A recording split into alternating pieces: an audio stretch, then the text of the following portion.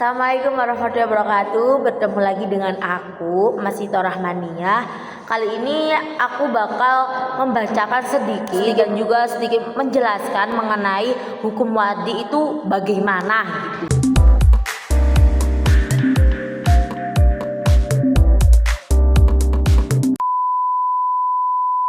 Bismillahirrahmanirrahim. Wal ahkamul wada'iyatu salasah. Rokmu wahid as-sababu wa huwa ma yalzamu min wujudihi wujudul hukmi wa min adamihi adamul hukmi. Bayanuhu anna Allah azza wa jalla ja'ala fi zina misalan hukmaini ahaduhuma tu'abudiyu wa huwa wujubul haddi alaihi wasani wadaiyu wa huwa ja'al zina sababan li wujudil haddi. Rokmu wahid asyartu wa huwa ma yalzamu min adamul hukmi wa la yalzamu min wujudihi wujudul hukmi. Bayanuhu annal hawla syartu fi wujubiz zakah fa adamuhu yastalzimu adama wujubiha wa la yalzamu min wujudil hawli wujubuz zakah tawaqqafiha 'ala nisabi wa annal wudu'a syartu li sihhatis shalah fa adamuhu yastalzimu adama sihhatiha wa la yalzamu min wujudihi sihhatus sholati litawaqqafiha 'ala syurutin akhra. Raqmu salasa almani wa huwa ma yalzamu min wujudihi adamul hukmi ka wujudil haidi masalan yalzamu minhu adamu wujubis sholah wa wujudun najasati fi thawbil musalli yalzamu minhu adamu sihhati sholat. Summa astamiru al-bahsu sani fil hakimi la khilafu fi kaunil hakimi syar'an ba'dal ba'sati wa bulughid da'wati wa amma qabla bulughid da'wati fala asy'ariyatu la ya'taqiduna bi mujarradil aqli hukman bi husnil af'alil mukallafina wala bi kubahiha wala yajibu imanun wastawaddalu bi qaulihi ta'ala a'udzu billahi minasyaitonir rajim wa ma kunna mu'adzibina hatta nab'atsa rasula. Al-Isra ayat 15. Wa qaulihi ta'ala bi alla yakuna lin-nasi 'ala Allahi hujjatun ba'da rusul. An-Nisa ayat 165.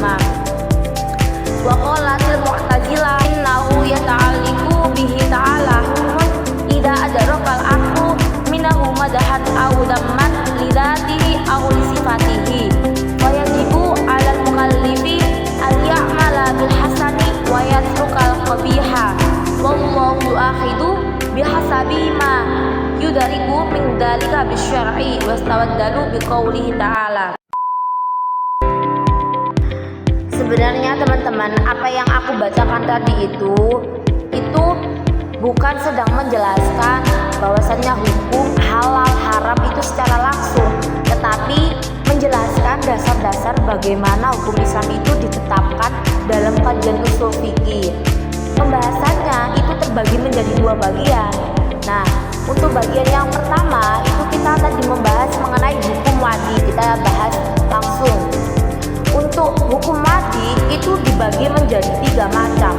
Kalau hukum wadi sendiri itu merupakan hal-hal yang menyebabkan suatu hukum itu berlaku atau tidak berlaku. Nah, itu ada 3, ada sebab, ada syarat, dan juga ada hakim. Kalau ada hukum dikatakan halal, dikatakan haram, boleh, itu pasti ada sebabnya, ada syaratnya, dan juga ada hakimnya. Untuk sebab ya, yang pertama, sebab itu segala sesuatu yang menjadi penyebab munculnya suatu hukum. Contohnya apa? Contohnya adalah zina. Zina menjadi sebab dijatuhkannya hukuman had. Kemudian yang kedua itu ada syarat. Nah, syarat itu apa sih? Syarat itu sesuatu yang harus ada agar hukum itu bisa berlaku atau ibadahnya itu menjadi sah. Dimana contohnya ini tadi disebutkan, yaitu ada wudu. Wudu adalah syarat sahnya sholat. Kemudian yang ketiga adalah mani.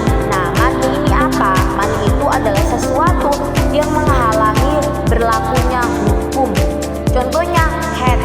Head itu menjadi penghalang kewajiban sholat.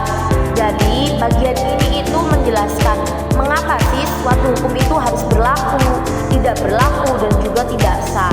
Nah, ini ada di syarat. Kemudian yang ketiga teman-teman, yang ketiga itu ada hakim. Nah, hakim ini merupakan bagian kedua yang mana menjelaskan siapa yang berhak menetapkan hukum itu sendiri. Yang mana penjelasannya atau pembahasannya dari hakim ini adalah siapakah yang menentukan bahwa suatu perbuatan itu dikatakan baik, dikatakan buruk, wajib, haram, atau boleh. Lalu dijelaskan teman-teman di dalam dua pendapat. Nah, ini masuk ke dalam bagian yang kedua. Itu ada dua pendapat, yaitu yang pertama dari golongan Al-Asy'ariyah, yang kedua ada dari golongan Mu'tazilah.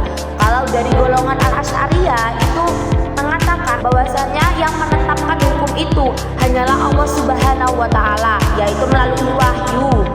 Akal manusia itu tidak dapat dan juga tidak bisa menetapkan hukum syariat itu sendiri. Tetapi perbedaan pendapat yang lain dari Mu'tazilah itu mengatakan bahwasanya akal manusia itu dapat mengetahui baik dan buruk. Jadi boleh gitu loh. Sehingga memiliki peran dalam menentukan kewajiban moral.